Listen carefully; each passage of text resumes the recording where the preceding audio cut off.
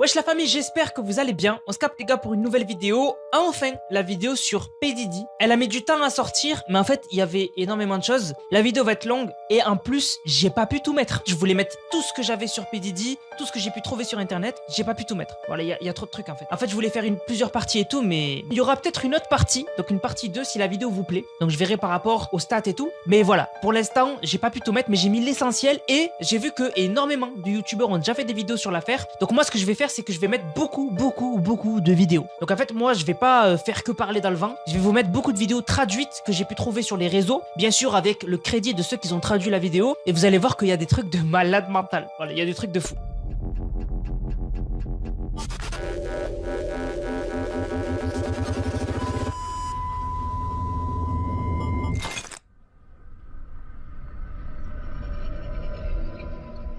Donc première partie, qui est P.Diddy? Donc son vrai nom c'est Sean Combs et en fait c'est un influent rappeur et producteur de hip-hop. Donc il a eu plein de noms dans sa carrière. Donc il y a eu P.Diddy, Diddy, Puff Daddy, plein de noms quoi. Et en 1993, il co-crée le label Bad Boys Records qui va lancer par exemple la carrière de Notorious Big, donc une icône du rap. Donc il avait vraiment sa place dans l'industrie musicale. Lui aussi plus tard, il s'est lancé dans la musique. Voilà, il a eu des succès, des hits et tout. Et bref, je vous épargne les détails. Il va gagner 3 Grammy Awards dans sa carrière. Il va même avoir son nom gravé sur le Hollywood Boulevard. Donc vraiment, c'est une big resta. Donc voilà, c'est qui. Maintenant, pourquoi on en parle? Et ça, j'ai vu pas mal de gens passer à côté. Il y en a qui ne comprenaient pas. Bah en fait, pourquoi on en parle nous en France en fait? Parce que des fois, on parle en France des rumeurs, des gossips. Vous savez un peu les polémiques autour des rappeurs, etc. Des grosses stars américaines. Mais pourquoi on en parle autant en France et pourquoi ça intéresse autant les gens? Eh bien en fait, c'est parce que les vidéos de la perquisition de ces villas, de ces domiciles à Puff Daddy, elles ont fait le tour du monde parce qu'elles ont été impressionnantes de malades. Quand les gens ont vu ces vidéos-là, avec plein de gens où ils vont directement dans les maisons, ils fouillent tout, etc. Ils se sont dit, oh, c'est qui ça? C'est... Wesh, on est dans Netflix ou c'est un délire? Et c'est à partir de là que du coup que ça a intéressé les gens parce qu'ils se sont dit, qu'est-ce qu'on lui reproche à ce mec pour que les fédéraux s'occupent de lui? Alors ce jour-là, lui, il va pas se faire arrêter. Ils vont pas le trouver dans ses domiciles, mais du coup ils vont tout fouiller, etc. Il y a eu des vidéos qui ont été tournées du bordel qu'ils ont fait après avoir tout fouillé, récupéré les appareils électroniques et tout. Donc il s'est fait arrêter mi-septembre, alors que les perquisitions, elles avaient été faites fin mars. Donc vraiment ça a pris du temps. Peu après, on a eu une vidéo qui est devenue virale dans le monde entier, où en fait le procureur général va détailler tout ce qui est en lien avec l'affaire. Et vraiment, il y a des dingueries. Alors la vidéo elle est un peu longue, elle a été traduite par un compte qui a fait un boulot de malade, c'est Sylvia Miami. Je vous affiche son compte Twitter. Et vraiment, maintenant, je vous mets la vidéo, ça dure un peu longtemps, mais c'est complètement traduit, c'est hallucinant. Today I'm announcing the unsealing of a 3-count indictment, charging Sean Combs with racketeering conspiracy, sex trafficking, interstate transportation for prostitution. The indictment alleges that between at least 2008 and the present, Combs abused, threatened, and coerced victims to fulfill his sexual desires, protect his reputation, and conceal his conduct. As alleged in the indictment, to carry out this conduct, Sean Combs led and participated in a racketeering conspiracy that used the business empire he controlled to carry out criminal activity, including sex trafficking, forced labor, kidnapping, arson, bribery, and the obstruction of justice. Let me say a little bit more about the charges. The indictment alleges that Combs abused and exploited women and other people for years, and in a variety of ways. As alleged, Combs used force, threats of force, and coercion to cause victims to engage in extended sexual performances with male commercial sex workers, some of whom he transported or caused to be transported over state lines. Combs allegedly planned and controlled the sex performances, which he called freak-offs, and he often electronically recorded them. The freak-offs sometimes lasted days at a time, involved multiple commercial sex workers, and often involved a variety of narcotics, such as ketamine, ecstasy, and GHB, which Combs distributed to the victims to keep them obedient and compliant. As alleged, when Combs didn't get his way, he was violent, and he subjected victims to physical, emotional, and verbal abuse so that they would participate in the freak-offs, and that Combs hit, kicked, threw objects at, and dragged victims, at times by their hair. On one occasion in March of 2016, that conduct was captured on video and later reported in the media. Specifically, Combs kicked, dragged, and threw a vase at a victim in a Los Angeles hotel when the victim was attempting to flee. As alleged, these assaults often resulted in injuries to the victims, which took days or weeks to heal.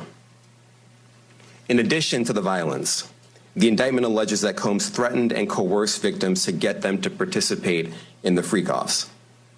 He used the embarrassing and sensitive recordings he made of the freak-offs as collateral against the victims.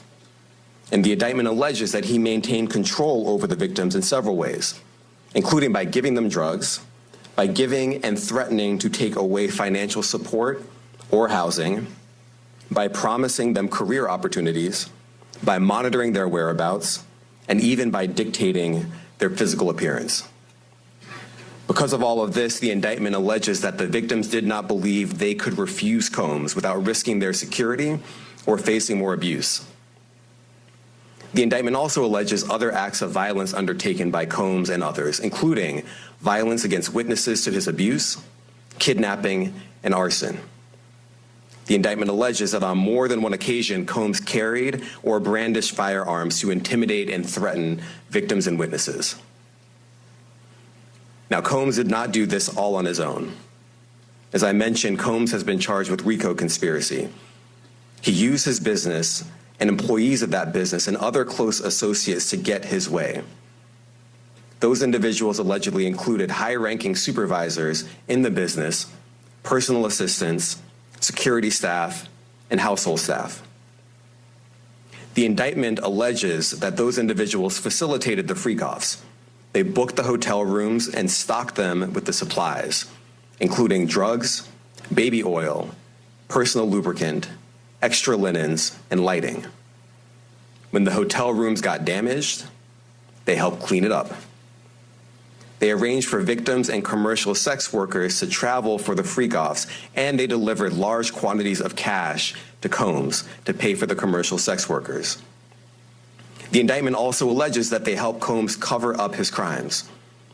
During the March 2016 incident at the LA hotel that I mentioned earlier, a member of the hotel security staff intervened, and Combs attempted to bribe the staff member with a stack of cash to make sure that what happened was kept quiet. And as the indictment alleges, in late 2023, after public allegations were made about Combs's crimes, he and others pressured witnesses and victims to stay silent, including by making phone calls to witnesses and victims and giving them a false narrative of what they had experienced. And as alleged, Combs used others to help conceal his abuse by monitoring and preventing victims from leaving a location in order to hide their injuries, or by locating and contacting a victim who had attempted to flee. As part of this investigation, in March of this year, special agents from HSI executed search warrants at Combs's residences in Miami and Los Angeles. They also executed a warrant for Combs's electronic devices. During those searches, agents seized evidence of the crimes charged in this indictment. They seized firearms and ammunition, including 3 defaced AR-15s and a large capacity drum magazine. They also seized evidence of the freak-offs, electronic devices that contain images and videos of the freak-offs with multiple victims. And they seized cases and cases of the kinds of personal lubricant and baby oil that Combs' staff allegedly used to stock hotel rooms for the freak-offs, more than 1,000 bottles altogether. Here are some of the items that we recovered during the searches. Après ça, du coup, tout le monde va parler de l'affaire. Et en fait, on a un des gardes du corps de P.Diddy qui va faire en fait des vidéos sur une chaîne YouTube qui s'appelle The Art of Dialogue. Il va dire des dingueries. En fait, il va expliquer que le problème dans l'affaire P.Diddy, c'est que c'est pas que P.Diddy et des rappeurs ou des influenceurs ou quoi. Il a dit que P.Diddy, il a un lien avec des politiciens, des princes, notamment le prince Harry. It's bigger than Diddy, bro. Cause you know who else they was doing investigation on during that whole time period? It was the mayor and the politicians in New York City. They turn around and give him the key to the city. All the mayor people that he brought on here in New York City are all resigning. They all resigning. People ain't gonna tie this together, but if you look at it, you have to say, because of Mayor Adams and his relationship with Diddy, it brought on the Southern District of New York to start investigating Diddy on civil lawsuits that was put against him. Because the feds is going after all these politicians in New York City. Et en gros que ils ont toutes les cassettes du coup, qu'ils ont récupérées dans les maisons de P.Diddy et que vraiment ça va aller super loin en fait. Il va dire autre chose aussi, et ça c'est super grave. Il va parler de P.Diddy et de Usher le rappeur. En fait, je vous mets la vidéo, regardez ce qu'il explique sur ce qui s'est passé entre P.Diddy et Usher. If you don't mind me asking, because I know the topic is sensitive, what happened to Usher? I heard about some music executive from the industry back in Harlem. You know, I heard it from some music executives back in Harlem. And I'm not going to speak on their name. They doing programs and everything like that. And they may be doing some programs. They may speak on it themselves. But I heard it from some music executives. What did you hear? Bro, you know how people be talking and we was around some people, something like that. And then some people might say, yo, I don't F with that dude. And at the time, I didn't even know who the F Usher was. You know what I'm saying? It was one of those type of situations. And when probably say, yo, man, I don't F with them niggas, man. I'm getting out that industry and everything like that. You know, Puff sent this little kid to the hospital. How he sent her to the hospital? Man, bleeding from the... And that's what was said. But I didn't even have a name for the kid at the time. Then you heard, and that's what happened. So, and just to hear this, and this new thing where they saying that they got kids coming forward and said that he did that, man, that shit is crazy.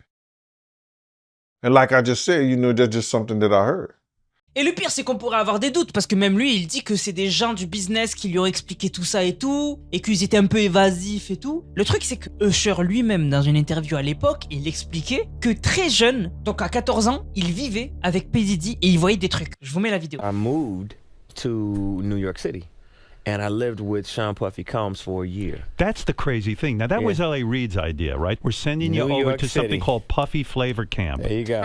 To learn Flavor some... Camp? Yeah, Flavor that's Camp. what it was called. And you're going to go to Puff Daddy's. He's going In the 90s, do you understand what that's like? Puffy's place was like just filled with chicks and orgying like nonstop, right? No, not really. I mean, but hey, it was curious. I got a chance to see some things. Yeah, but you were 13. What were you seeing? I went there to see the lifestyle. Right. And I saw it. And it was but I don't know if I could indulge and understand what I was even looking at. It was pretty wild. So nobody tried to, you know, some woman didn't come along. I didn't say that. Okay. I didn't say that. What I did say is that there were very curious things taking place. And I didn't necessarily understand it. Biggie Smalls was there. Biggie Smalls was there. Lil' Kim, Craig Mack. All these people are hanging around. Yeah, man. Faith Evans. And your parents Jodeci, were Mary okay? J. Blige. They didn't know nothing about this shit. Oh. I was having a good time, you know what I mean? Does he have you doing any chores? Are you doing dishes at all? I mean, to keep you humble somewhat? Or are you just like, can you stay up till 4 in the morning with them and party? I mean, I could. I actually stayed up longer than them. And do you have money? What's going on? I mean, I had like per diem. You know, I had like, you know, What like a a living. life. Yeah, it's pretty crazy. 14 years old. You're a dad now. Would you ever send your kid to Puffy Camp? Hell no. See? Donc c'est un truc de malade, c'est un truc de barjo. Mais un peu plus tard, P.Diddy, il va être accusé de 120 nouvelles agressions S, impliquant plusieurs victimes mineures, dont un enfant de 9 ans à qui il aurait ajouté des tranquillisants pour chevaux dans sa boisson avant d'abuser de lui. Et les États-Unis vont mettre en place un numéro d'urgence, donc il est bien mis en place par le gouvernement américain, pour en fait identifier ce qu'aurait fait P.Diddy. Voilà, donc en fait un numéro où t'appelles et voilà, t'expliques ce qui s'est passé. Est-ce qu'on se rend compte de ce qui se passe? Normalement les numéros, c'est pour des trucs de ouf. C'est pour les trucs conjugals, je dis trucs parce que j'ai pas envie de dire le mot, pour du harcèlement, etc. Que des trucs vraiment qui englobent tout le monde, tu vois. Et là, ils mettent un numéro en place pour P.Diddy. Je sais pas si vous vous en rendez compte, on dirait que le gouvernement américain, ils veulent tout filtrer, ils veulent savoir tout. Même s'ils ont les cassettes et tout, ils veulent tout. Ils veulent tout. Donc c'est une histoire de malade. En fait, j'utilise vraiment que des superlatifs, mais c'est parce que cette affaire est abusée. Mais carrément, on a une personne qui parle au nom de toutes les victimes et explique des trucs de fou. Je vous mets la vidéo. We know what we're up against. We did not enter this fray blindly. I wish it was my last such fray. I wish this type of behavior wasn't so pervasive. But it is what it is, so we will press on. As I said, our law firms have been retained by 120 individuals at this point to pursue cases in civil court against Sean Diddy Combs. You should know, in this group, it is evenly divided between males and females. There are 60 males and 60 females who have joined us to pursue these claims as plaintiffs. In this group, 62% identify as African American, 30% are white, and the remainder are Hispanic or Asian. The victims are from more than 25 states. The majority are from California, New York, Georgia, and Florida. I want to focus on the ages of these victims. When you talk about the ages of the victims when the conduct occurred, it's shocking. Our youngest victim at the time of the occurrence was 9 years old. We have an individual who was 14 years old. We have one who was 15. 25 of the 120 individuals who are plaintiffs in these cases were minors at the time of the acts complained of. The time frame of the acts complained of is very wide. The conduct at issue spans from the years 1991 all the way till this year, 2024. If you wonder why there are so many alleged victims, that's your answer. We're talking about more than 25 years of this type of conduct. Now, although most of the victims who have stepped forward were victimized after 2015, this has been going on for a very long time. Now, when you think about the fact that some of this conduct occurred 25 years ago, and you wonder why would it take somebody so long to step forward, I want to remind you that many states in the United States have recognized that it's very difficult for a victim to step forward and to make these types of allegations when something very terrible has happened to them. I'll use New York, the state of New York, as an example. The state of New York has specific statutes in place that revive claims that are even claims that would typically be not able to be brought, that revive such claims, and they can be brought even 25 to 30 years later. Because there's a recognition there in New York and California and other states that it's very difficult for a victim to come forward. And I would respectfully suggest the only reason many of these people are coming forward because they see other victims coming forward. And it gives them some comfort that, hey, I won't be the only one. And I expect more victims will come forward. Mais c'est pas fini, puisque il est allé encore plus loin, il explique encore plus de choses. Bon, c'est long, hein. Je vous mets la vidéo, si vous voulez la zapper, elle fait 10 minutes, donc avancez de 10 minutes la vidéo. C'est long, voilà. Mais si vous voulez vous regarder ça, c'est complètement traduit, encore une fois, par Sylvia Miami, qui a fait un boulot de malade sur Twitter. Je vous affiche encore son compte. Ben, n'hésitez pas à aller la follow, mais du coup, voilà, je vous mets la vidéo. If you just kind of give you a sense of the kind of cases and the kind of instances that people are calling and reporting that we are trying to corroborate, vet, and these are the ones that we've already corroborated, vetted, and collected evidence on. One individual who was 22 years at the time she was assaulted said that the typical MO at one of these parties that have been widely discussed in the press was that when you were handed a drink, and now we know that the drink is laced with something, if you refused to drink it, you were kicked out of the party. Now, let that sink in for a minute. I mean, the admission to this party was that you had to drink the chosen drink that was handed to you, and now we know that in most cases, I would say 90% of the cases, these individuals were drugged with some sort of drug. That was kind of the MO. Another instance, this individual who was 9 years old at the time was taken to an audition in New York City with Bad Boy Records. Other boys were there to audition as well. All of them were trying to land a record deal. All of them were minors. This individual was sexually abused, allegedly by Sean Combs and several other people at the studio in the promise to both his parents and to him himself of getting a record deal. Another instance, another minor, told allegedly by Sean Combs that he would make him a star, but he needed to visit with him in private about it, away from his parents. Once they were in a private area, allegedly Mr. Combs made the victim perform oral sex upon him.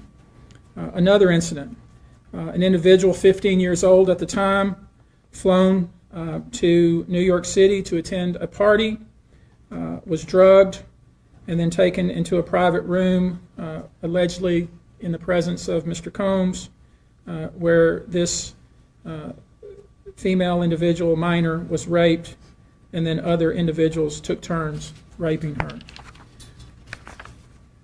Another individual, 26 at the time of the occurrence, was picked up by, allegedly, by Mr. Combs and several other people in a black SUV from the airport, was given one drink in the SUV, and then literally woke up the next day not knowing what had happened, but with pain and damage to both her vagina and her anus, where she then went to the hospital. She was missing her underwear and her shoes. Another instance, an individual, this time not a minor, attended a group dinner, allegedly with Sean Combs in Miami.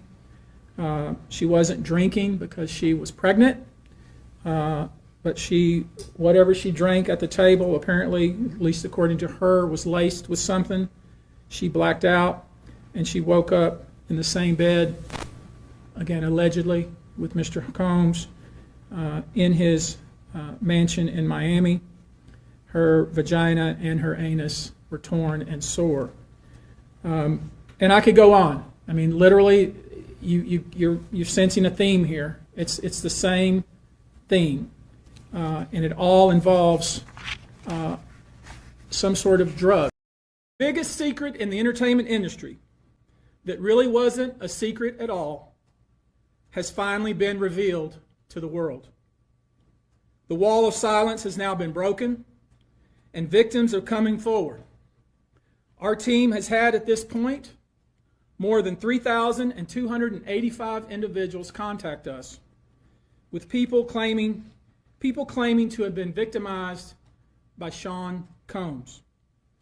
After vetting, we now represent 120 individuals who intend to bring civil claims in civil court against Sean Diddy Combs, as well as claims against many other individuals and entities that we will name as defendants as we file these individual cases.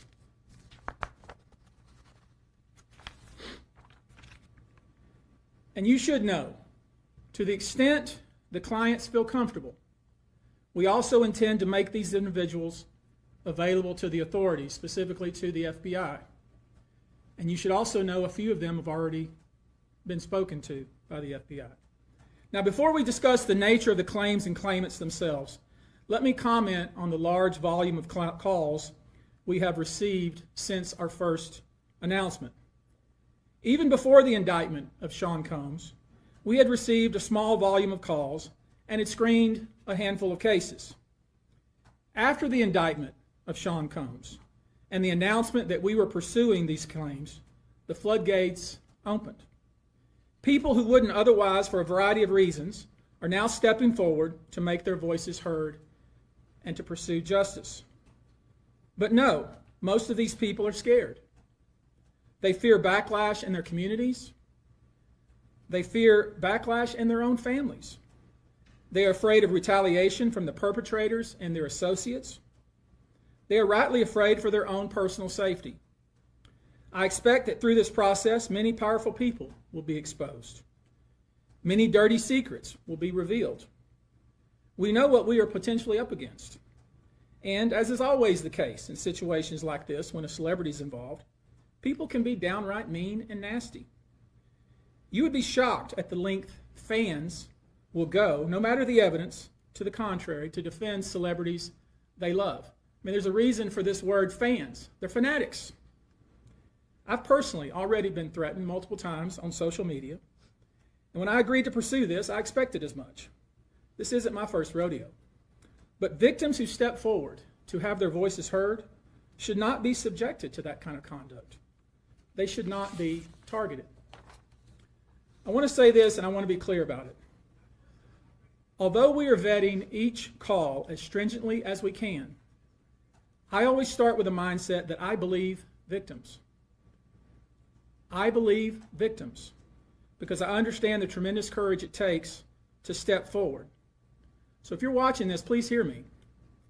If you're out there and you have been victimized, you are not alone. Thinking or hoping or perhaps believing that I may start naming names. Well, that day will come, but it won't be today. The day will come when we will name names other than Sean Combs, and there's a lot of names. It's a long list already. And of course, I already know who some of these individuals are, but because of the nature of this case, we're going to make damn sure that we're right before we do that. But the names that we're going to name, assuming that our investigators confirm and corroborate what we've been told, are names that will shock you. These are individual cases. There are indeed other perpetrators involved. They will be revealed when that particular individual case is ready to be filed. They already know who they are. And I'm talking here about not just the cowardly but complicit bystanders. That is, those people that we know watched this behavior occur and did nothing. But I'm talking about the people that participated, encouraged it, egged it on. They know who they are. I call them the facilitators of foul play, willing participants in vile conduct. As we identify them, each will be part of this case as defendants. These defendants will not only include individuals, but would also include corporate entities who ultimately profited off of this culture and behavior. I'm looking at banks, pharmaceutical companies, hotels. We know that many of these individuals were paid cash. We know that many of these individuals involved, whether they were the ones being assaulted and abused or they're witnessing other people being assaulted and abused and then paid and threatened and told to leave. Typically paid 10 grand in cash and told to leave. And then threatened as they were leaving. So in addition to Sean Combs, you should know the defendants in these cases we're going to file will include anyone, of course, who engaged in the assault or exploitation, anyone who participated in such in any way, anyone who encouraged or facilitated this conduct, anyone who was in the room and watched it happen but made no effort to stop it, any venue or venue owner who was aware of what was going on but failed to stop it, any individual or entity who knew about the conduct and benefited from it but did nothing to report it or stop it, and any individual or entity who covered it up or helped cover it up. These people who know who they are should just come forward now. I would imagine, as we speak here, there are a myriad of people who are very nervous. You can't hide skeletons in the closet forever. Bon, ça, tout ce que je vous ai dit là, c'est l'affaire actuelle. Vraiment, ce qui est sorti, les nouvelles accusations et tout. Mais, du coup, avec tout ce qui s'est passé autour de P.Diddy, ben en fait, il y a des gens, ils se sont rappelés d'anciennes vidéos de stars ou quoi, et ils se sont dit, mais attends, c'est logique du coup. Parce qu'en fait, c'est que quand t'as les choses sous les yeux que tu te dis, mais en fait, c'était sous nos yeux depuis le début. En fait, ils se sont rendus compte que des stars En fait, quand ils parlaient de P.Diddy à l'époque, ils disaient des choses. Mais en fait, nous, on se disait, bon, c'est des trucs de stars. En mode, ils disaient, ouais, la soirée, elle était ouf la dernière fois et tout. Mais maintenant, quand tu sais ce qui se passe dans les soirées de P.Diddy et que tu vois des stars parler des soirées de P.Diddy, tu te dis, mais attends, mais il y était? Elle y était? Mais il faisait quoi là-bas? C'est ça qui est ouf. Et en fait, je vais vous faire une petite compilation que j'ai trouvée des stars qui ont parlé de P.Diddy. Bon, déjà, il y avait Usher, je vous en ai parlé tout à l'heure, je vous ai mis la vidéo. Donc, il a dit qu'il a vu des trucs de fou quand il avait 14 ans. 14 ans, hein, il était mineur, le mec. Il y avait Khloé Kardashian, voilà. Khloé Kardashian qui, dans une émission, en fait, elle disait que elle était à une soirée où il y avait Diddy. Et en fait, un moment plus tard dans la journée, elle explique qu'elle a toujours pas dormi. Parce qu'en fait, elle est rentrée de la soirée tard et du coup, elle a fait nuit blanche. Et elle explique que de ce qu'elle se souvient de la soirée, tout le monde avait l'arrière nu dans la soirée. Tout le monde avait l'arrière nu. Voilà,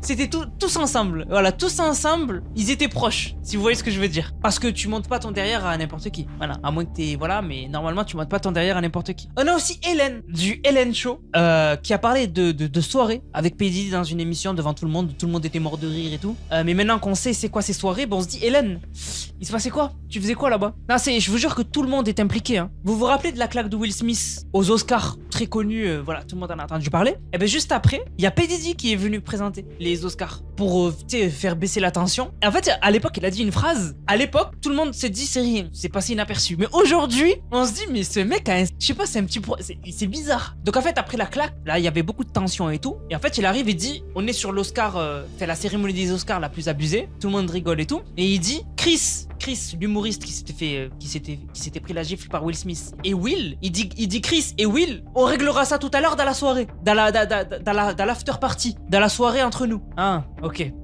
Ok, voilà. Et ce qui est ouf, c'est qu'à l'époque, tu te dis, P.Diddy qui te parle d'une soirée après plus tard avec Will Smith et Chris l'humoriste, là, tu te dis, bon, voilà, c'est rien, c'est pour rigoler. Mais maintenant, tu te dis, ouais, il y a peut-être eu une soirée ce soir-là. c'est une affaire de malade. Et bref, quand je vous disais qu'il y avait des politiciens, il y a aussi une vidéo qui a fait resurface avec Obama. Et en fait, P.Diddy et Obama, en fait, qui discutent et tout. Obama qui dit qu'il aime bien P.Diddy et tout. Quand même, juste après, quand P.Diddy a la parole et parle, ben quand même, Obama, tu sais, un peu, il se tamponne la tête, il est un peu chaud, tu vois. Il est un peu chaud de s'afficher un peu avec lui, mais bon, voilà. Thank you. And I just want to say how much I appreciate Puff Daddy for doing the kinds of work that he's doing, because he doesn't have to do this. But this is part of what is important about giving back. Yes, we applaud you, and I want to apologize for not sweating, but I do this so much. I'm so cool. I just want y'all to see everybody I'm interviewing is sweating. I'm not even touching my brow. I'm so cool, and I want to apologize. I ain't trying to make you look bad or nothing like that, but I'm just so cool.